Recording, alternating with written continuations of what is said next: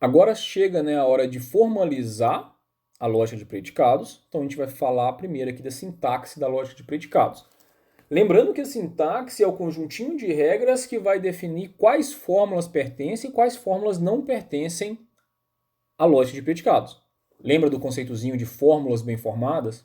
Só que aqui a gente tem que falar dos termos primeiro. O que são os termos? Por exemplo, as variáveis são termos. As variáveis aqui são x, y, que a gente estava usando lá atrás, né? As constantes são termos, por exemplo, Aristóteles, Sócrates, Zeus. E as funções são termos também. Então eu consigo representar mãe de Clementino. Perceba, pessoal, que os termos estão aqui para representar elementos do universo de discurso. São as fórmulas bem formadas que têm valor verdadeiro ou falso.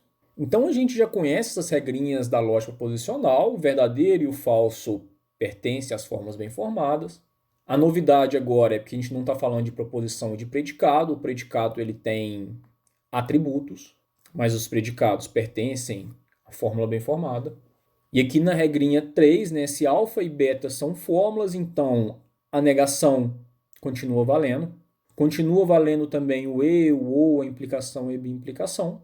O que tem a novidade é o para todo e o existencial. E a gente consegue perceber que eles vão aparecer sempre à esquerda da fórmula e tem esse pontinho aqui. A terceira regrinha vai dizer que os parênteses pertencem à fórmula bem formada. Antes de eu apresentar a semântica para vocês, eu preciso definir essas coisinhas, então vamos lá. Escopo de variável. Quando a gente tem esse para todo x alfa, o escopo dessa variável x é toda a fórmula alfa à sua direita, tá? Lembra do exemplo de Clementino e da mãe do Clementino? Quando eu escrevo para todo x, x conhece Clementino, então x não gosta da mãe dele, ambos os x's fazem parte do escopo daquele único para todo x. Uma variável livre é aquela que não está no escopo de nenhum quantificador, e uma variável que não é livre é ligada. Então, o x do Clementino está ligado ao para todo.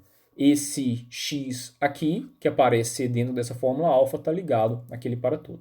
A substituição, que é representada por esse símbolo aqui, né, x, essa setinha s, t, é uma função que vai substituir as ocorrências livres de x em t por s. Ou seja, eu vou pegar todas as vezes que aparecer x nessa formulinha t e eu vou substituir por s. Só isso.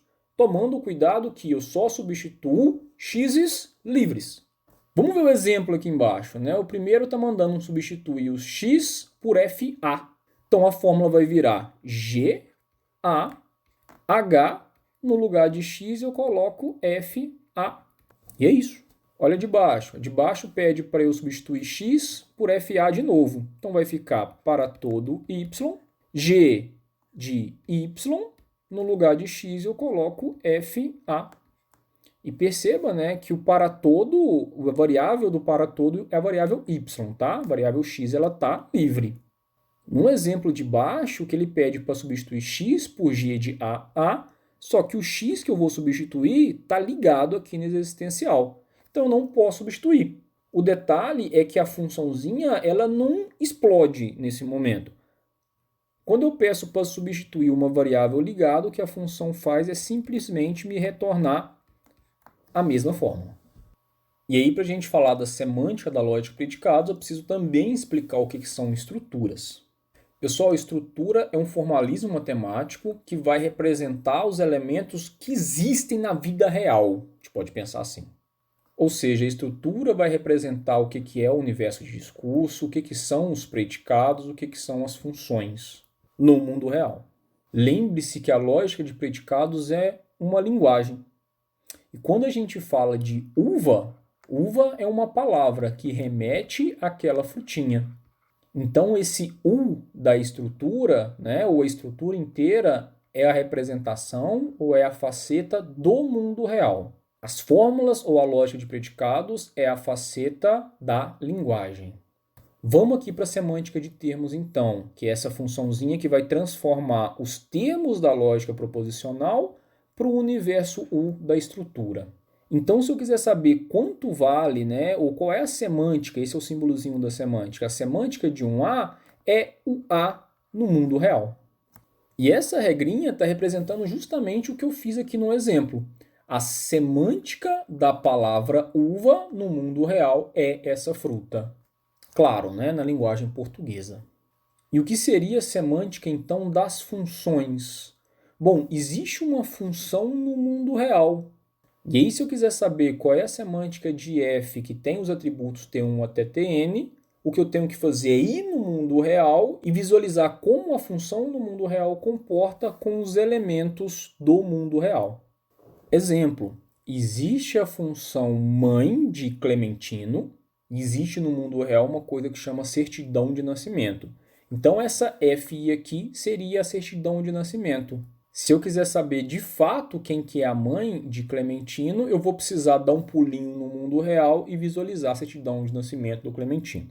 Eu sei que essa parte parece confusa, pessoal, mas é o rigor matemático. A gente precisa passar por isso daqui e depois a gente não vai olhar muito mais para isso não, tá? Então vamos ver o exemplo 48. O exemplo 48 fala sobre países e capitais. E eu quero ver o que é a cap de GE. Ou seja, qual o valor semântico disso, né? Para saber qual o valor semântico, eu preciso ir lá no mundo real e verificar o que essa cap quer dizer. E eu preciso ir lá no mundo real e verificar o que esse GE quer dizer. E eu descobri que cap é a função capital e esse GE seria o país Alemanha. Então é como se o programa, como se a pessoa recebesse essa fórmula para validar e para ela validar ela precisa abrir um mapa e verificar quem é a capital da Alemanha. Ou abrir um Google, né? Ninguém abre mapa hoje em dia. O que interessa é que a capital de Alemanha é Berlim. Então vamos lá, né? Isso daqui é o falso, daqui é o verdadeiro, como a gente já conhecia. Agora a gente não trabalha mais com proposições, a gente trabalha com predicados. Predicados podem ter atributos. E a gente vai dar valor aos atributos verificando os atributos no mundo real. Ou seja, para eu dizer que Ana está casado com João, eu preciso ir no cartório do mundo real para visualizar se isso é verdade. Bom, a negação de uma fórmula é a mesma coisa que visualiza para mim quanto dá essa fórmula que eu sei negar, que eu inverto o sinal. O mesmo vale, né, para o e, para o ou, para implicação, bimplicação. Lembra dessa bolinha, né?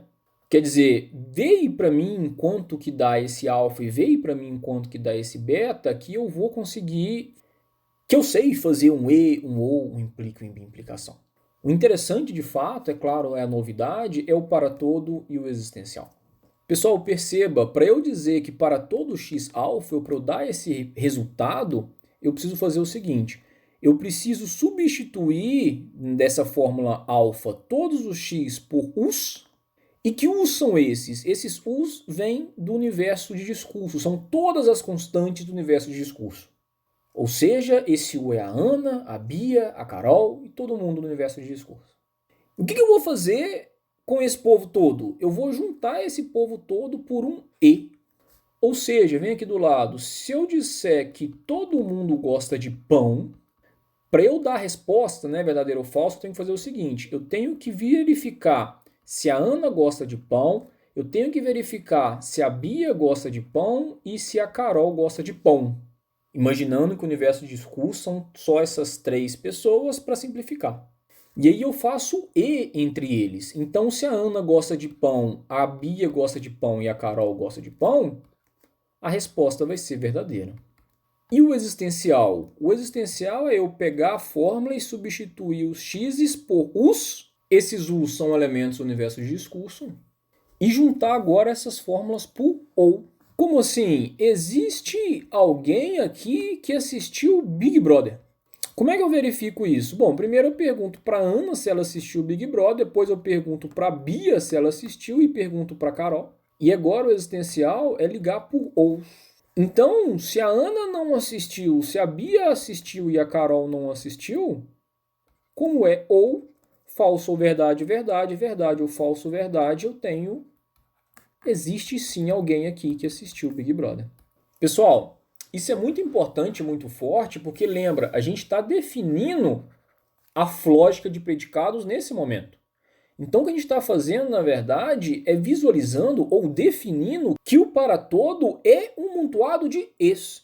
E o existencial é um amontoado de ous. Então não é que o para todo parece um monte de es, ou é mais fácil pensar no para todo como um monte de es. Não, ele é um monte de es. Ele é definido como um monte de es.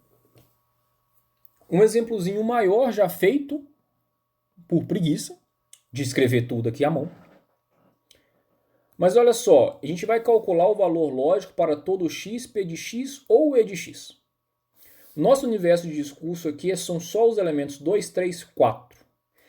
Esse P de x está representando os números pares conjuntinho 2 e 4, e a gente tem os números ímpares conjuntinho 3. Reparem que aqui eu falei de P de x, aqui eu estou falando de par. P de x é a linguagem, par é o conjunto dos números pares que existe no mundo ou que existe na estrutura. Então, para eu verificar quanto que dá para todo x, p de x ou i de x, eu tenho que fazer o seguinte.